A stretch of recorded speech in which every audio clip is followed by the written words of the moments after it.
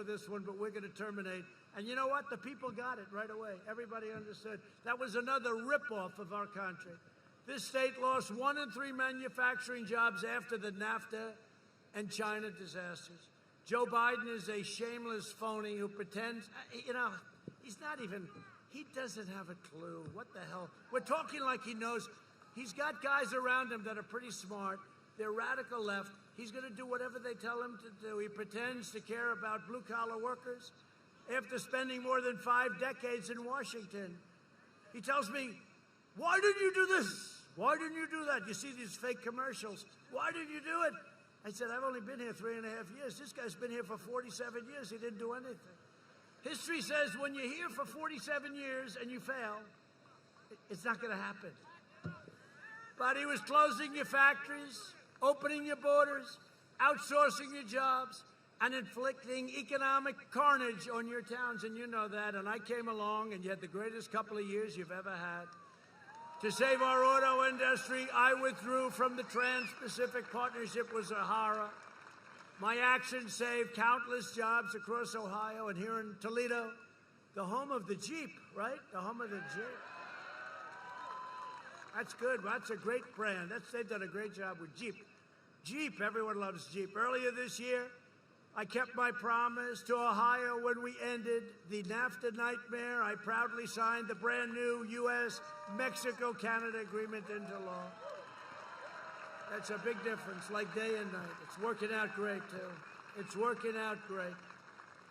You know how I know that it's a good deal for us? Because they don't like it. I took the toughest ever action to stand up to China's rampant theft of Ohio jobs. We achieved American energy. We passed record tax cuts and regulations. Our energy independence is incredible. We have now energy independence. We don't have to be in these faraway lands anymore.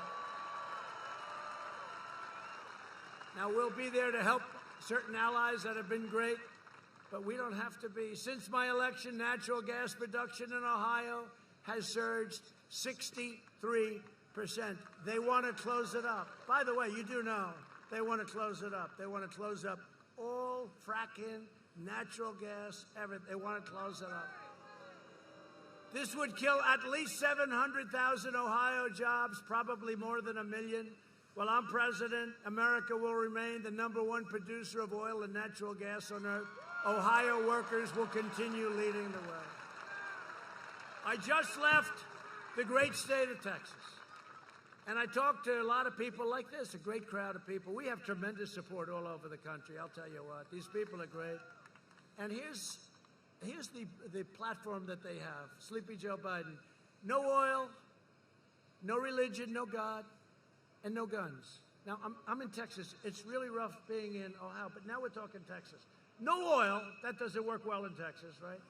No guns, that doesn't work well in Texas. No God, look what they're doing to the churches and everything. That doesn't work. No God, no religion. That doesn't work well. You would have to be George Washington with your running mate would be Abraham Lincoln, okay, your VP candidate, and you'd still lose very big. And then they say, yeah, he's doing okay. He's 2 up in Texas. They said it last time, too, that Texas is even 4 years ago. And everybody said, no, I think Trump is killing it. We'd have stadiums with 25, 30,000 people, much more. They couldn't get in. We'd have 40, 50,000 people outside.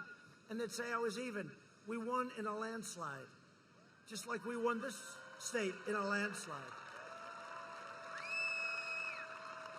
You know the expression they use, Texas is in play. You know what in play means? It could go either way. And guys would get on and say, I don't think so. And then that night again, the polls in Texas have closed. Donald Trump has won the great state of Texas. I mean, the whole thing is crazy. It's crazy. You know what they do? It's suppression polls. They try and depress you. They try and make you happy so you're unhappy. So you go out to dinner with your wife, your husband. You go out to dinner. Darling, let's have dinner. It's so sad. We love Donald, but he just can't make it. Can't make it. Let's go out, have dinner. We'll come home, watch the results. Except 2016 came and nobody did that. They all went out and voted. And we kicked ass. Was that, tell me, was that the most exciting evening in the history of television? Did you ever see the ratings, the combined ratings? I think the biggest ever. But was that the most exciting? 2016, was that the most exciting evening in the history of television, right? We invested $2.5 trillion in the U.S. military, including more than $6 billion in contracts. You know, I'll tell you what. Do you like the word pronounced Lima or Lima? Because I saved Lima. Can I tell you what? I saved Lima. You know, I came here, and they were going to close that plant in Lima. They were going to close the tank plant, right? It was done. And I said, why are we closing a tank plant? And I got a couple of calls from my friends, the congressman right here. And I got calls, and Jim Jordan called me. Do you like Jim Jordan? He's great.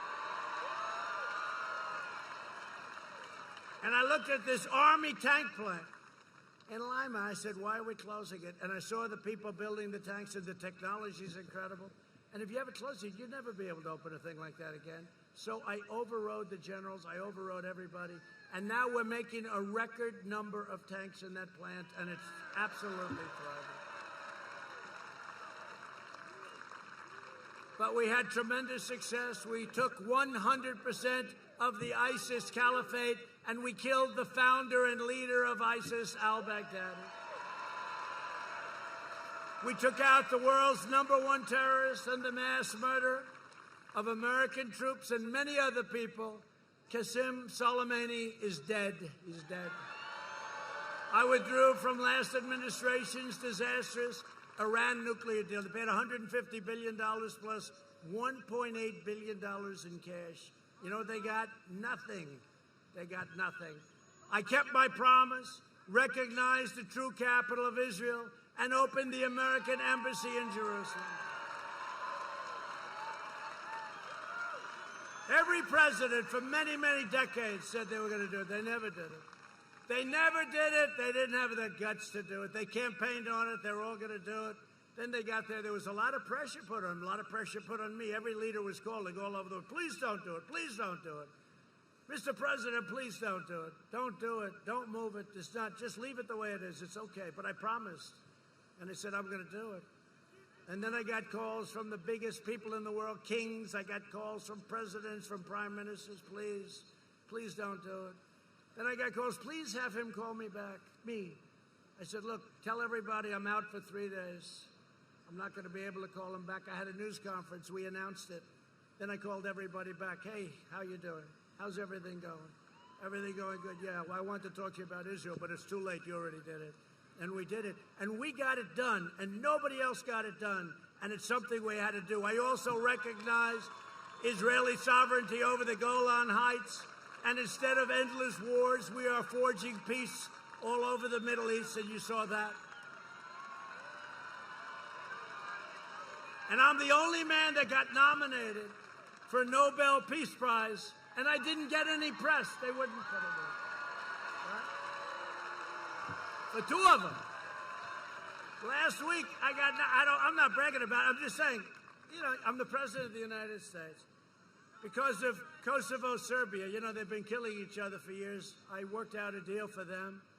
I got nominated. And then Israel with Bahrain and UAE and many more to come. I mean, they all want to do it. We'll have peace in the Middle East without blood all over the sand. No blood. We're going to have peace in the Middle East. So I was nominated for the Nobel Peace Prize. And I told the story last night. Should I tell it or not? Should I? Yes? She wants me to. So I go home to our great First Lady. I said, First Lady, you're going to be so proud of me tonight. I was nominated not once, but twice for totally separate events by different people, great people. First Lady, I was nominated for the Nobel Peace Prize. I was like this. I was nominated. Yeah, no, it's a big deal for our country, right? And she said, oh, that's good. I said, let's turn on the evening news. Let's watch it. This is going to be a big show tonight. Get ready. And NBC, which is one of the most crooked, one of the worst newscasts.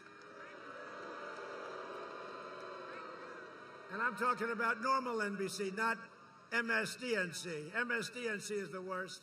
But so I turned on NBC with Lester Holt, another beauty. and they saw it with a hurricane, and then they went to something, and something else. And I'm saying, First Lady, this is getting a little embarrassing. We're 20 minutes into a half-hour show. They haven't mentioned the Nobel Peace Prize. And then it went through the whole show, and they never mentioned. Then I got nominated for a second one, they never mentioned. And when Barack Hussein Obama got nominated. No, when Barack Hussein Obama got nominated, he didn't know why he was nominated. It was like right at the very beginning. He didn't do anything. He did nothing. And he got nominated. It was the biggest story I've ever seen. But that's okay. In the meantime, we're president and they're not, right? No, it is true. You would think if you're nominated for the Nobel Prize, you'd get maybe a 0.5%. The First Lady, she sort of said, sorry, darling, that's the way it goes. And then I said that. Joe Biden opposed the mission to take out Osama bin Laden. He opposed killing Soleimani.